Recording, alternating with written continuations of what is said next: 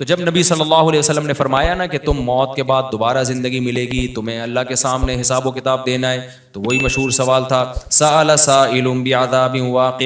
اللہ فرماتے ہیں یہ لوگ آپ سے پوچھتے ہیں وہ کب واقع ہوگا، جو عذاب واقع ہونے والا ہے اس کے بارے میں ایک سائل نے پوچھا.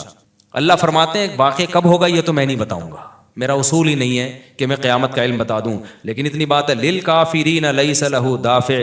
جو بھی اللہ کا منکر ہے، اللہ کو نہیں مانتا، اللہ کے حکام کو فالو نہیں کرتا، جب وہ عذاب آئے گا تو دنیا کی کوئی طاقت اس عذاب سے ان کو بچا نہیں سکے.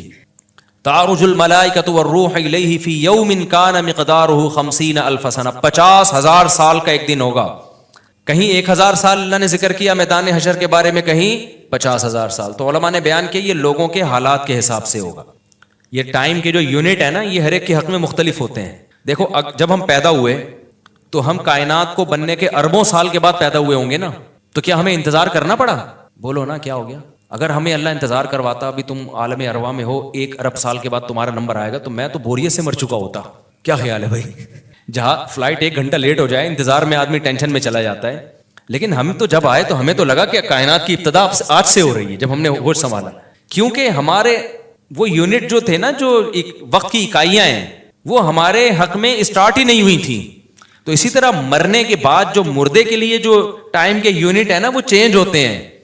ورنہ جو مردہ بیچارہ 20,000 سال پہلے دفن ہوا ہے وہ تو قبر میں کوئی عذاب نہ بھی ہو رہا، وہ تو پڑے پڑے ہی بور ہو گیا ہوگا کہ اللہ قیامت لے آ، میں تو ٹینشن میں آ گیا ہوں، 20,000 سال ہو گئے مجھے.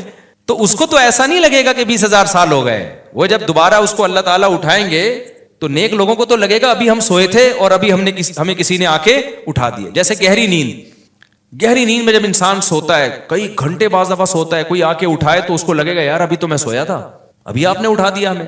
تو سوتے ہوئے آدمی کے ٹائم کے یونٹ الگ ہوتے ہیں، مرنے کے بعد کے ٹائم کے یونٹ الگ ہوتے ہیں، عالم ارواح کے الگ تھے. اور بعض تو یہ بھی میں نے سنا ہے کہ دوسرے سیارے پہ آپ چلے جائیں نا زمین کے علاوہ تو وہاں بھی ٹائم کے یونٹ چینج ہو جائیں گے. تو اسی طرح آخرت کے ٹائم کے یونٹ بالکل الگ ہے. ایک دن 50,000 سال کی، دنیا کا جو 50,000 سال ہے نا وہ وہاں کا ایک دن ہوگا. کسی کے حق میں 1,000 سال، کسی کے حق میں 50,000 سال. یہ وہ ہے جب حساب و کتاب جس میں ہوگا. تو اللہ نافرمانوں کو عذاب سے پہلے نا حساب و کتاب کا عذاب دیں گے. اللہ ہم سب کو اس عذاب سے محفوظ رکھے. جس کو قرآن نے ایک جگہ بیان کیا یجعل الولدان شیبا، وہ ایسا دن جو بچوں کو بوڑھا کر دے. ایسا دن یفر المرء من اخیہ، انسان اپنے بھائی سے دور بھاگے. اس لیے بڑے بڑے اللہ والے وہ جہنم سے زیادہ پناہ مانگا کرتے تھے میدان حشر کی سختیوں سے. جہنم تو اس سے زیادہ سخت ہے، لیکن میدان حشر کوئی کم چیز نہیں ہے، وہ کوئی کم عذاب نہیں ہے. تو اللہ فرماتے ہیں کہ 50,000 سال کے برابر ایک دن ہوگا.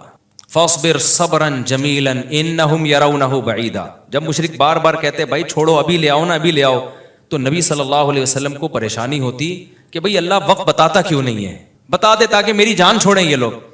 تو اللہ نے پیغمبر صلی اللہ علیہ وسلم کو تسلی دی فاصبر صبرا جمیلا، اے نبی آپ صبر جمیل کریں. صبر جمیل وہ صبر ہے جس میں ذرا بھی شکایت نہ ہو. انہم یرونہ بعیدا، اے نبی یہ لوگ سمجھتے ہیں اس کے آنے میں بہت ٹائم ہے، لاکھوں کروڑوں سال ہیں. ونراہ قریبا، جبکہ ہم دیکھ رہے ہیں بس آنے والی ہے. کیوں؟